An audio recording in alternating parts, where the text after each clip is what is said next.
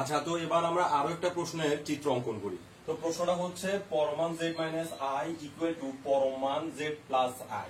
তো প্রথমে আমরা এটাকে এক্স ওয়াই ফিগার আনার চেষ্টা করব, যার কারণে আমরা বললাম যে মনে করি z equal to x plus i y. তাহলে এখান থেকে কি পাচ্ছি, এই z এর জায়গায় আমি এক্স প্লাস আই ওয়াই বসাই দেবো, এক্স প্লাস আই ওয়াই, আর এই মাইনাস আই তার জায়গায় থাক, পরমান চিহ্ন তার জায়গায় থাক, ইকুয়াল এই z এর জায়গায় আমি এক্স প্লাস আই ওয়াই বসাই দিব, প্লাস আই তার জায়গায় থাক।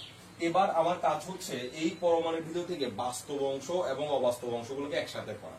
তো আমি এখানে দেখতে পাচ্ছি যে এখানে এই এক্স এক্স এর জায়গায় থাক, এই দুজনের কাছে আই দেখা যাচ্ছে, তার মানে ওরা দুজনই হচ্ছে অবাস্তব অংশ।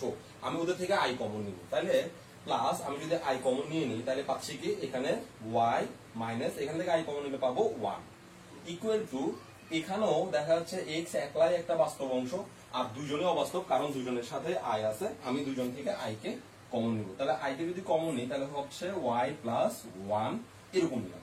এখন যেহেতু এটা পরমান, তো একটু আগে আমরা দেখলাম যে মানে কোন একটা জটিল সংখ্যার পরমান হচ্ছে রুট ওভার বাস্তব অংশের বর্গ যোগ অবাস্তব অংশের বর্গ। তাহলে আমি এখন সেটা এখানে অ্যাপ্লাই করবো। তাহলে রুট ওভার এখানে বাস্তব অংশ হচ্ছে এক্স, তাহলে বাস্তব অংশের বর্গ মান হচ্ছে এক্স স্কোয়ার, প্লাস অবাস্তব অংশ হচ্ছে ওয়াই মাইনাস ওয়ান, তাহলে হবে y minus one whole square. একটু খেয়াল করি এখানে কিন্তু আবার হঠাৎ করে আই স্কোয়ার দিয়ে দিতে পারবো না, কারণ হচ্ছে অবাস্তব অংশের বর্গ সূত্রটাই এমন ছিল যে root over x square plus y square. ওইখানেও কিন্তু z equal to x plus i y ছিল, আই কিন্তু এখানেও ছিল, কিন্তু আই এখানে অংশগ্রহণ করে না। আর কেন আই এখানে অংশগ্রহণ করে নাই সেটা আমরা লেকচার 1 এ দেখছিলাম। তাহলে এখন ইকুয়াল এটারও একই অবস্থা, তাহলে রুট ওভার কি লিখতে পারি x square plus y plus one whole square. এবার আমি উভয় পক্ষকে বর্গ করব, বর্গ করার সাথে সাথে সূত্রগুলো দুইটা কাজ একসাথে করবো। উভয় পক্ষকে যদি আমি বর্গ করি তাহলে এই রুট ওভারটা চলে যাবে, এই রুট ওভারটা চলে যাবে, বাকিগুলো বসবে। তো বাকিগুলো বসার সময় আমি করবো কি এক্স স্কোয়ার তার জায়গায় বসাবো, ওর জন্য সূত্রটা লিখে তারপর এখানে বসাবো। তাহলে y minus one whole square সূত্র কি y square minus two y into one plus one square, equal to এখানেও আমি সূত্রটা লিখে বসাবো x square plus y square plus two y into one plus one square. ব্যাস, এবার আমি এখান থেকে যোগ বিয়োগ গুলো একটু চিন্তা করার চেষ্টা করি। আমি বেশি লিখবো না, না লিখে চেষ্টা করবো। এই যে এখানে দেখা যাচ্ছে এক্স স্কোয়ার, খুব ভালো করে খেয়াল করি, এক্স স্কোয়ারের আগে আছে প্লাস চিহ্ন। আমি যদি এক্স স্কোয়ার কে সমান চিহ্নের এই পাশে নিয়ে আসি তাহলে সে হয়ে যাবে মাইনাস এক্স স্কোয়ার, ওই মাইনাস এক্স স্কোয়ারের সাথে এই প্লাস এক্স স্কোয়ার কাটা যাবে, তার মানে এক্স স্কোয়ার আর এক্স স্কোয়ার কাটা যাবে। একইভাবে এই ওয়াই স্কোয়ার এর সামনে আছে প্লাস চিহ্ন, ওকে যদি আমি সমান চিহ্নের এই সাইডে আনি সে মাইনাস হয়ে যাবে, ওই মাইনাসের সাথে এই প্লাসটা কাটা যাবে, তাহলে এই ওয়াই স্কোয়ার আর ওয়াই স্কোয়ার আসলে কাটা যাচ্ছে। একইভাবে টু ওয়াই এর কথা পরে লিখি, এই ওয়ান এর কথা বলি। এখানে যে ওয়ানটা আছে ওয়ানের আগে আছে প্লাস চিহ্ন, এই ওয়ানকে যদি আমি সমান চিহ্নের এই পাশে আনি তাহলে সে হয়ে যাবে মাইনাস ওয়ান, এই মাইনাস ওয়ান আর প্লাস ওয়ানে কাটা যাবে। কিন্তু এই যে টু ওয়াই দেখা যাচ্ছে টু ওয়াই এর আগে আছে প্লাস চিহ্ন, আমি যদি ওকে সমান চিহ্নের এই পাশে নিয়ে আসি তাহলে এই সরি আবার বলি, এই টু ওয়াই এর সামনে হচ্ছে প্লাস চিহ্ন, ওকে যদি সমান চিহ্নের এই পাশে নিয়ে আসি তাহলে সে হয়ে যাবে মাইনাস টু ওয়াই, এটাও মাইনাস টু ওয়াই, এটাও মাইনাস টু ওয়াই, ফলে এটা কাটা যাবে না, এটা হয়ে যাবে মাইনাস ফোর ওয়াই। আর ওই পাশে যেহেতু সবাইকে এই পাশে নিয়ে আসছে ফলে সেদিকে হবে জিরো। উভয় পক্ষকে আমি মাইনাস ফোর দ্বারা ভাগ করতে পারি, তাহলে ওয়াই ইকুয়াল টু পাচ্ছে জিরো। এবার আমি চিত্রটা আঁকার জন্য চেষ্টা করব। আচ্ছা, আবার চিত্র আঁকার জন্য আমি কথাগুলো প্রথমে লিখে ফেলছি, তো প্লিজ আমরা কথাগুলো প্রথমে ইগনোর করব, আমরা প্রথমে চিত্র আঁকার জন্য যা বলা দরকার তা বললেন।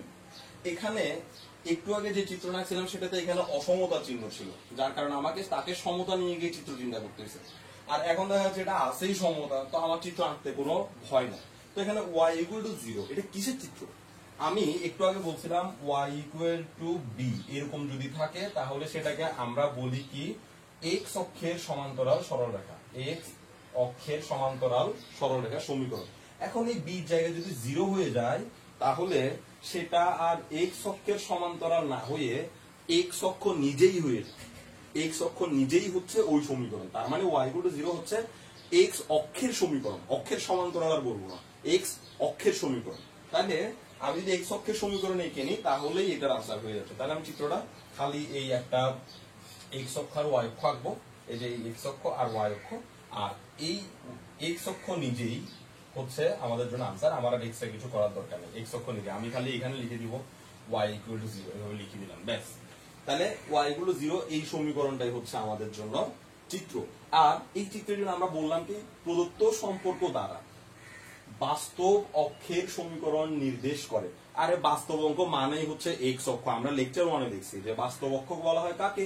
এক্স অক্ষকে। তো আমি এখানে একটু নাটক করে বললাম যে বাস্তব অক্ষের সমীকরণ নির্দেশ করে। সুতরাং বাস্তব অক্ষের উপরস্থ সকল বিন্দু, মানে বাস্তব অক্ষের উপরে যত বিন্দু দুনিয়াতে পাওয়া যাবে, বাস্তব অক্ষের উপরে মানে এক্স অক্ষের উপরে যত বিন্দু পাওয়া যাবে, সকল বিন্দুর সেট হবে প্রদত্ত এলাকা। মানে এটা দিয়ে যে এলাকাটা বোঝাচ্ছে সেটা হচ্ছে ওই বাস্তব অক্ষ বা এক্স অক্ষের উপরস্থ সবগুলা বিন্দু। আচ্ছা, তো জটিল সংখ্যার চিত্র অঙ্কনে প্রথমে একটু ঝামেলা মনে হতে পারে, কিন্তু যখন আমরা 5-6টা বিভিন্ন ধরনের প্রশ্ন সমাধান করব, চিত্র অঙ্কন করব, তখন আমরা দেখবো যে জটিল সংখ্যার চিত্র আঁকা আসলেই কোনো ব্যাপার না। তো আমাদেরকে একটু অপেক্ষা করতে হবে ঠিক ততদিন পর্যন্ত যতদিন আমরা আসলে চিত্রগুলোকে ক্লিয়ারলি বুঝতে না পারি। আর যদি কোনো প্রশ্ন থাকে, যদি কোনো কিছু জানার থাকে, তাহলে তুমি অবশ্যই এখানে কমেন্ট করে আমাকে জানাও। আমি সেই সম্পর্কে অন্যান্য যে চিত্রগুলো আঁকবো সেগুলো আঁকানোর সময় বা বোঝানোর সময় তোমার প্রশ্নটার একটা আনসার এখানে আমি দিয়ে দেওয়ার চেষ্টা করবো। ওকে, তাহলে আজকে এইটুকুই রাখি। আগামী ক্লাস দেখার আমন্ত্রণ জানিয়ে আজকে এখানে শেষ করছি। ধন্যবাদ সবাইকে।